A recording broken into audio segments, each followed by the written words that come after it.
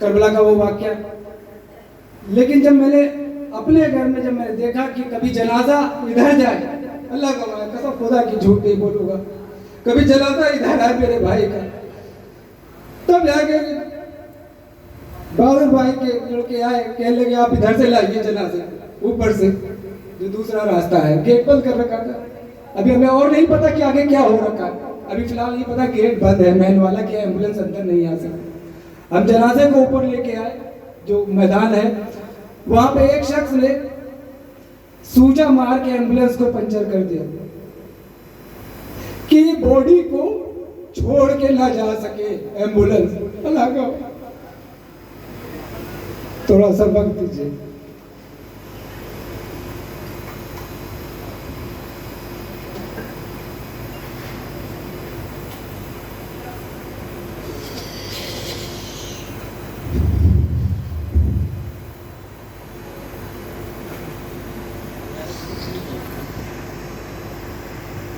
आगे बयान मत करो, हमसे नहीं सुना जा रहा।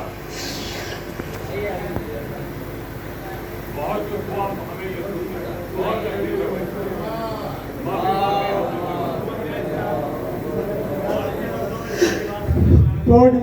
बॉडी ऊपर आई, एम्बुलेंस को जो है उन्होंने कर दिया था। कैसे करके जनाजे को हमने वहां पे जहाँ पे ऊपर पेड़ है वहां के पास रखा। जनाजे को रखने के बाद चारों तरफ से आ गए जो भी थी, एक सब तहसीन मोहम्मद अली और भी छोटी हाइट वाले सब थे इंतजाम। कह लगे जी यहाँ से जनाजा लेके जाइए। इतने में अब्बास भाई का फोन आया, इनसे बहस करने लगे कि आप कौन होते हैं, हम है सब कुछ है। अब्बास भाई ने कहा पेपर है सब कुछ है, कोई फिजूल की बातें हैं कि कोविड है नहीं है, क्योंकि सब पेपर दिखाया, एम्बुलेंस गवर्नमेंट की बता रही है कि कोविड नहीं है, टीबी से मरा जवान है। उसके बाद मौला के वास्ते दिए गए तो भी कोई फर्क नहीं पड़ता इनको। बेहुरमती जनाजे की, कोई बॉडी को ऐसे उठाए, कभी कोई क्या, बहुत बहुत बुरा मैं बता नहीं सकता हूँ। तब जाके अब्बास भाई ज्यादा सख्त हुए, इनके खादिमों ने मदद करी। मैंने पहली बार, सबसे ही पहली बार मिला था। तब जाके जनाजे को हम गुसल खाने पे लेके गए कि रात का टाइम हो रहा है कि बॉडी महक ना मारने लगे, बदबू ना दे जाए। तो देखा तो वहां ताले में फेविक्विक लगा रखी थी कि ये ताला खोल के फ्रीजर के अंदर जनाजे को ना रख सके। देखिए एक एक वाक्य देखिए किस तरीके से किया जा रहा था। उसके बाद मैं इन सबकी वीडियो बनाने लगा कि मैंने कहा जो हो रहा है कौम के लोगों को पता चले कि क्या हो रहा है। उसमें से एक बंदा आया जो तहसीन मोहम्मद छोटी हाइट का था, मेरे मोबाइल को छीन के भागा, जिससे मेरा मोबाइल भी टूट गया था। फिर काफी बहुत कुछ हुई, भी पुलिस आई।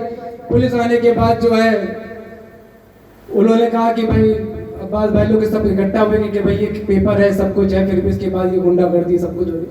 पुलिस के सामने भी नहीं डर रहे थे। और अल्लाह गवाह है कि उस दिन का वक्त है, कैसे गुसल उसल करवा के भाई को अपने हमने दफन किया। उस डर की वजह से आज जब मुझे पता चला है कि सब आए हैं, किबला आए हुए सब, तो हिम्मत करके मैं आज आया हूँ। मैंने शायद मर्दा आना ही छोड़ दिया था सिर्फ इनके डर की वजह से। अल्लाह गवाह है, ये मौला के दर पे खड़ा हूँ परवरदिगार अलैहिस्सलाम कि मैं उस दिन के बाद आज आया हूँ। वो भी जब मुझे पता चला किबला आए हुए हैं और आप सब कौम के लोग आए हैं, तब हिम्मत करके आया हूँ। क्योंकि जब पुलिस स्टेशन भी गया तो वहां भी मुझे धमकाया जा रहा था। मैं बाहर का हूँ, चुपचाप चला गया, मजदूर आदमी, इतना हिसाब किताब है नहीं कि आदमी कर ले सब कुछ। तो आज हिम्मत करके आप सबके सामने आया हूँ, जो था दिल में वो बताया है। और मैं चाहता हूँ कि किबला इंसाफ हो, उस मरहूम के साथ इंसाफ हो। मेरा क्या उस जनाजे के साथ जो बेहुरमती हुई है उसके साथ इंसाफ हो। बस मैं इतना चाहता हूँ। सब कौम के लोग हैं, किबला है। और अस्सलाम वालेकुम।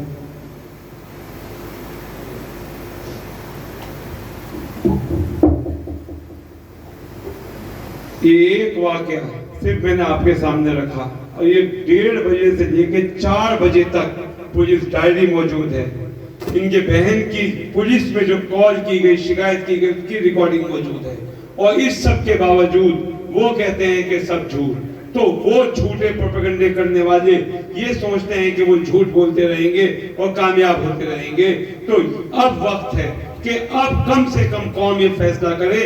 हमने 2 दिन का टाइम दिया कि इन झूठे इल्जाम लगाने वालों के साथ क्या करें। क्या हम सिर्फ यहाँ कुर्सी तोड़ने के लिए बने हैं क्या?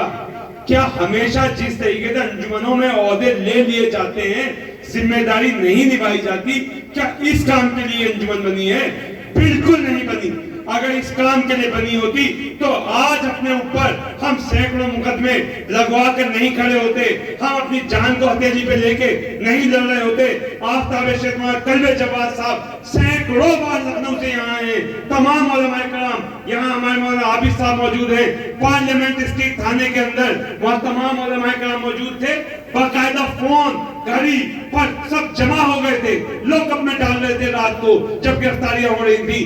तो क्या ये सब कुर्बानियां, क्या आप सबने जो सर फुड़ाए, क्या ये जो मुजफ्फरनगर से बसें आई, क्या ये जो पूरे हिंदुस्तान भर से समझ लीजिए आप जो लोगों ने कुर्बानियां दी इस जगह को आजाद कराने के लिए, वो इस दिन के लिए दी थी कि यहाँ पर आने वाले मोमिनीन के साथ मारपीट होगी, यहाँ पर आने वाले मोमिनीन के साथ गुंडागर्दी होगी। और अगर आज इस लखनऊ के बच्चे की बात सुनने के बाद चंद अफराद लखनऊ से आए तो आप कह रहे हैं कि लखनऊ के लोग क्यों आए? जुल्म के खिलाफ आवाज उठाने के लिए हर जगह का इंसान आएगा, क्यों नहीं आएंगे? आप जुल्म करेंगे और आपके खिलाफ कोई आवाज भी बुलंद नहीं करेगा, ये बिल्कुल नहीं होगा। मैं सिर्फ और सिर्फ आप सबके सामने ये हकीकत चंद रख पाया हूँ। जुल्म हम पे बेइंतहा हो रहा है, हम सबर कर रहे हैं। इस कमेटी को इल्झाने की कोशिश की जा रही है, ये कमेटी झगड़े फसाद में उलझ जाए, ये कमेटी तरक्याती काम कर रही है उससे रुक जाए, ये कमेटी जो 1300 करोड़ की जीत के बेइंतहा करीब खड़ी है।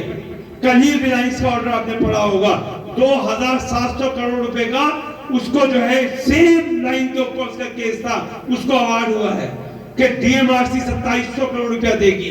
उसी लाइन पे, उसी कैलकुलेशन पे हमारा केस है। माफिया को दिख रहा है कि सब कुछ बेच के तुझे 1300 करोड़ देने ही होंगे, इसलिए आज ये प्रोपेगेंडा हो रहा है और हम पे बेइंतहा जुल्म किए जा रहे हैं। आप लोग सामने हैं, आप लोगों ने सबने देखे इल्जामात, मगर आज वो इल्जामात लगाने वालों को मैं दावत दे रहा हूं कि हम लोगों ने अगर एक पैसे की, 1 रुपए की गड़बड़ की है, पूरी कमेटी मौजूद है। हमारे हसन मियां साहब है, ये मवाने से हैं, जामी साहब है इलाहाबाद से हैं, मेराज भाई है खुद दौलनी से हैं, शहजाद साहब हैं ये हमारे जो है मुजफ्फरनगर से हैं, नैयर भाई हैं, अहमद डोसा साहब हैं, सब मौजूद है, पूरी कमेटी मौजूद है। कोई अगर हमारी खता है तो हमें बता दे। हाँ, एक खता जरूर है कि हमने जुल्म के सामने सर नहीं झुकाया, हमने बेईमानों के साथ बैठ के चाय नहीं पी, हमने टेबल टॉक नहीं करी।